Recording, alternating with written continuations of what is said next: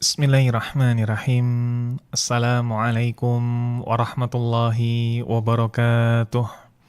Alhamdulillah. Alhamdulillahilladzi bini'matihi tatimmus salihat wa bifadlihi ihtadal muhtadun. Allahumma salli wa sallim ala habibina wa qudwatina Muhammad sallallahu alaihi wa ala alihi wa sallam wa man ihtada bihadihi wastanna bisunnatihi wa qtada biqudwatihi ila yaumiddin amma ba'd. Ikhwatal iman ahabakumullah, sobat nasiha yang mencintai sunnah dan dicintai oleh Allah Azza wa Jal. Kita akan membahas tentang prioritas ilmu yang mesti disiapkan bagi para ikhwan maupun akhwat ketika hendak mempersiapkan sebuah pernikahan. Tidak ada persiapan nikah yang paling utama selain ilmu. Kesampingkan dulu modal, kesampingkan dulu mental, kesampingkan dulu calon pasangan. Karena semua itu ada ilmunya. Semua itu ada ilmunya. Ada dua macam ilmu dalam hal ini. Ilmu agama dan ilmu dunia. Kita mulai secara bertahap. Yang pertama, yakni muhasabah. Jangan sampai kita menikah itu hanya karena baper. Harus tahu hukum seputar pernikahan.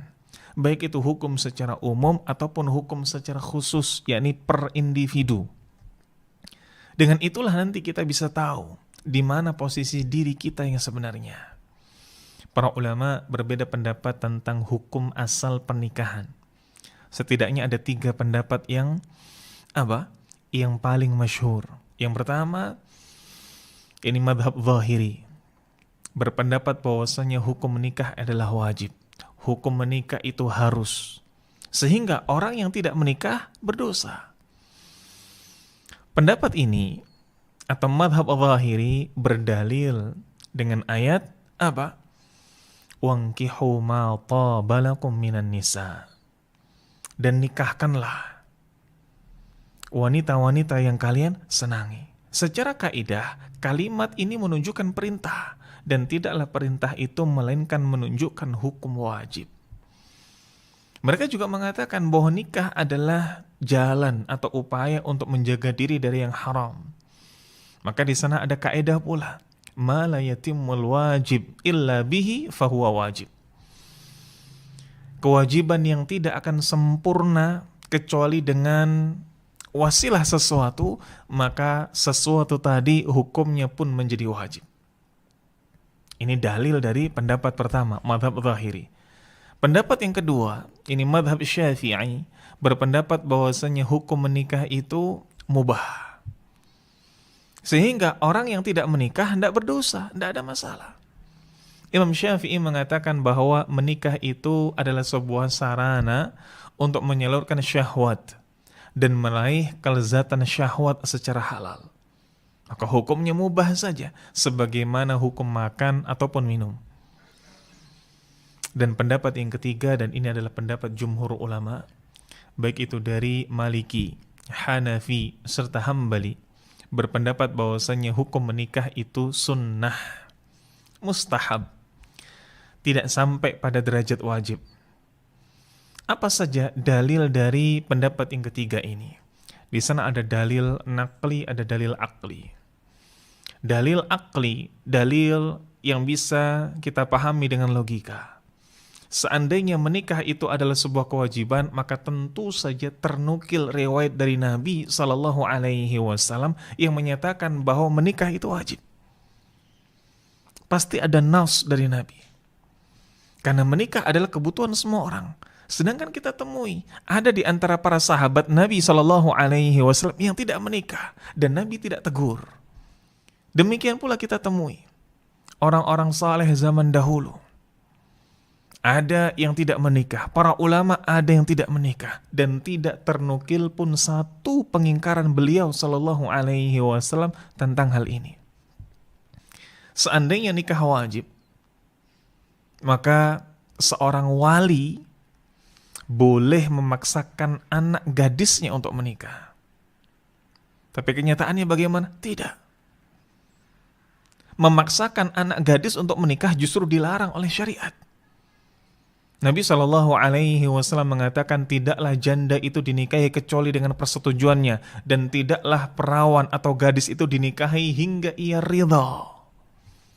Sahabat kemudian bertanya, bagaimana keridhaannya ya Rasulullah? Nabi kemudian mengatakan, antaskuta. Diamnya adalah izinnya, diamnya adalah keridhaannya. Diamnya seorang gadis adalah keridhaannya tatkala ditawari untuk menikah. Nah, berdasarkan penjelasan ini, maka insya Allah yang rajih adalah pendapat jumhur, bahwa menikah hukumnya sunnah dan tidak sampai derajat wajib. Tapi perlu kita garis bawah, bahwa khilafiyah yang kita bahas di sini ketika seseorang dalam kondisi aman dari fitnah, aman dari resiko terjerumus hal-hal yang diharamkan oleh Allah. Karena ketika kaitannya dengan masing-masing individu, hukumnya berbeda-beda, hukumnya bisa berubah-ubah. Karena yang di sana ada istilah hukum asal dan hukum turunan. Hukum asal pernikahan yang rajih insyaallah sunnah. Sementara hukum turunan, yakni yang sudah masuk ke personal, ke individu, maka di sana bermacam-macam. Yang pertama ada hukumnya wajib. Ini ketika seseorang khawatir terjatuh dalam perbuatan zina kalau tidak segera menikah. Maka hukum nikah saat itu baginya adalah wajib. Didorong dengan syahwatnya yang kuat misalkan. Ditambah lagi dengan bebasnya pergaulan di lingkungannya. Banyaknya perbuatan zina dan lain sebagainya. Maka hukum nikah baginya wajib. yakni dia tidak bersyahwat, dia tidak khawatir terhadap zina, dan dia pun juga punya kecukupan harta. Maka mubah baginya, karena tidak ada sebab-sebab pendorong bagi dia untuk menikah. Yang ketiga ada hukumnya makruh, yakni orang yang dia tidak bersyahwat, tapi juga fakir, tapi juga miskin, tapi juga tidak punya kemampuan. Maka dimakruhkan nikah baginya. Karena ia tidak punya kebutuhan untuk menikah. Dan dia nanti akan menanggung beban yang berat. Beban untuk keluarga barunya, istri dan lain sebagainya. Nah, namun terkadang pada orang yang lemah syahwat atau tidak punya syahwat karena usia atau impoten dan lain sebagainya, diberlakukanlah hukum makruh ini tanpa membedakan ia punya harta atau tidak. Pokoknya dia tidak punya syahwat. Entah itu impoten atau mungkin lemah syahwat. Maka dihukumkan kepadanya makruh tanpa membedakan apakah dia punya harta atau tidak. Karena ia tidak bisa memberikan nafkah batin kepada istrinya, sehingga bisa memberikan madarat kepada sang istri. Dan yang keempat ada pula di sana hukumnya haram. Yakni apabila seseorang tersebut tidak bisa menunaikan perkara-perkara yang berkaitan dengan kehidupan rumah tangga. Karena tidaklah menikah itu disyariatkan kecuali untuk memberikan maslahat. Maka ketika ada tindakan kezaliman, penganiayaan, dan lain sebagainya, hilang maslahat yang diharapkan dari rumah tangga. Apalagi kalau di sana ada dosa yang diterabas. Maka tidak boleh. Haram bagi seseorang untuk menikahi wanita yang telah beristri atau menikahi wanita yang masih dalam masa iddah. Maka tidak bolehnya seperti ini. Atau haram seseorang ingin poligami padahal dia tidak bisa berlaku adil. Haram seperti ini. Maka tidak boleh. Baik. Maka setelah muhasabah, tahu tentang hukum asal nikah, begitu pula tahu tentang posisi di mana diri kita berada, apakah wajib, apakah makruh, apakah haram, atau mungkin masih mubah. Maka berikutnya adalah menyadari keutamaan berumah tangga. Kita perlu mendalami tentang keutamaan atau urgensi dari rumah tangga. Pernikahan adalah kebaikan hakiki bagi pria dan wanita. Di mana di dalam pernikahan, di sana ada ketenangan, ada ketentraman, ada kebahagiaan. Pernikahan itu akan menyempurnakan separuh agama seseorang. Sebagaimana sabda Nabi kita yang mulia sallallahu alaihi wasallam, beliau mengatakan dalam sebuah hadis, "Man razaqahullahu imra'atan salihatan faqad a'anahu 'ala syatri dini." Barang siapa yang ia diberi karunia oleh Allah berupa istri salihah, berarti Allah telah a'anahu, Allah telah menolongnya untuk menyempurnakan setengah agamanya. Falyattaqillah fi syatril baqi. Karena itu, hendaklah ia bertakwa kepada Allah pada setengah agama sisanya. Dalam lafal yang lain, dari hadis Anas bin Malik radhiyallahu an, Nabi sallallahu alaihi wasallam mengatakan, "Idza tazawwajal 'abdu." Kalau seseorang itu menikah, faqad kammala nisfaddin, maka dia telah menyempurnakan separuh agamanya. Falyattaqillah fi nisfil baqi. Maka hendaklah dia bertakwa kepada Allah pada separuh yang lainnya. Sungguh para ulama telah menjelaskan bahwa secara umum yang dapat merusak agama seseorang adalah kemaluan dan juga mulut atau perut.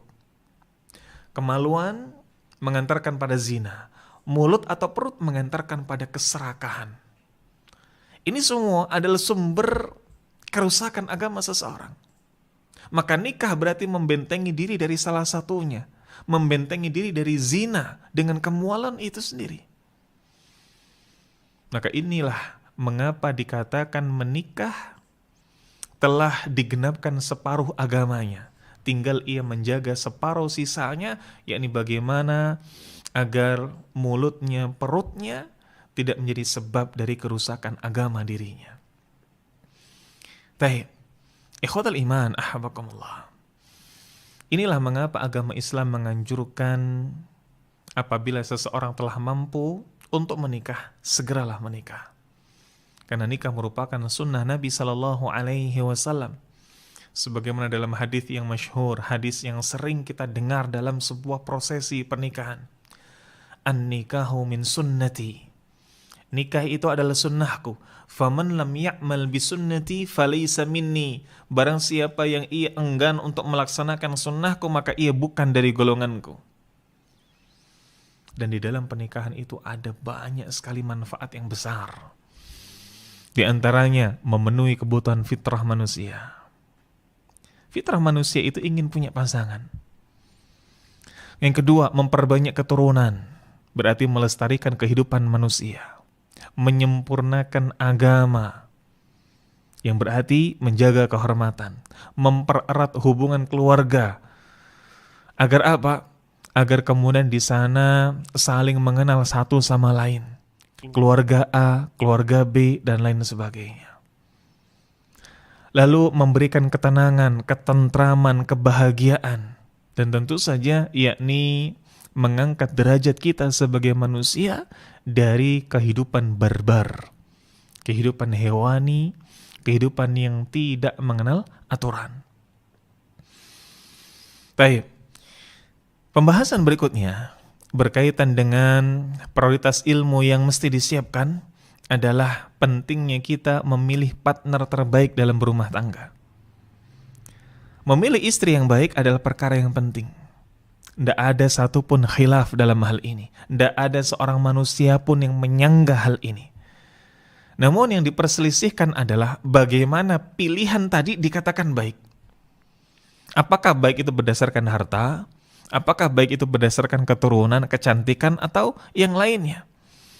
Maka Nabi SAW sebagai uswah kita, sebagai qudwah kita, telah menyatakan, tungkahul mar'atu li'arba'in.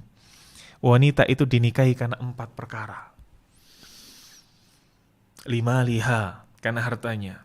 Wali hasabiha, karena keturunannya. Wali jamaliha, karena kecantikan atau parasnya. Wali diniha, dan karena agamanya. Fadfar bidatid din taribat yadak. Maka pilihlah wanita yang taat beragama, niscaya engkau akan beruntung. Memprioritaskan agama itulah yang utama. Sebab sebaik-baik seorang wanita adalah wanita yang beragama, wanita yang salehah. Sebagaimana kata Nabi Shallallahu Alaihi Wasallam, ad-dunya mata'un, dunia itu perhiasan, wa khairu mata'iha al-mar'atus salihah, dan sebaik-baik perhiasan dunia tadi adalah wanita yang salihah. Ini harus dicatat. Dan ciri dari wanita salihah sendiri adalah wanita yang ia senantiasa menyenangkan hati suaminya, mengajak untuk berbuat baik, melarang dari yang buruk, motivasi suaminya untuk lebih baik lagi. Ini Nabi Shallallahu Alaihi Wasallam pernah bertanya kepada para sahabat, ala ukhbiruka bi khairi ma yaknizul mar'u, maukah kalian semua aku beritahukan apa sebaik-baik perbendaharaan, sebaik-baik harta bagi seorang lelaki? Maka beliau kemudian menjelaskan, al-mar'atus salihah, istri salihah, idza nadhara ilaiha sarathu, yang ketika dia menatap kepada wanita tersebut, kepada istrinya, dia senang. Wa idza amaraha ata'athu, dan apabila dia perintahkan wanita tersebut, ia perintahkan istrinya, taat kepadanya. Nadhar itu masuk dalam ranah ta'aruf, tapi kita tidak akan membahas hal ini. Kita akan lebih membahas dua hal yang tidak bisa dilupakan, harta dan juga rencana. Tidak bisa kita pungkiri bahwa pernikahan itu butuh kemampuan harta minimal untuk bisa memenuhi beberapa kewajiban yang menyertainya, seperti mahar, atau mungkin hendak mengadakan walimah walaupun hanya seekor kambing, sebagaimana dicontohkan oleh Nabi Shallallahu Alaihi Wasallam ketika menikahi Zainab bintu Jahsh. Begitu pula harta juga perlu untuk apa? Memberi nafkah kepada istri serta anak-anak dengan cara yang ma'ruf. Nabi Shallallahu Alaihi Wasallam menjelaskan, kafa bil mar'i ithman, cukuplah seseorang itu dikatakan berdosa. Bagaimana? Tatkala ia menyia-nyiakan orang yang menjadi tanggungannya, tatkala ia menyia-nyiakan orang yang menjadi beban tanggung jawabnya.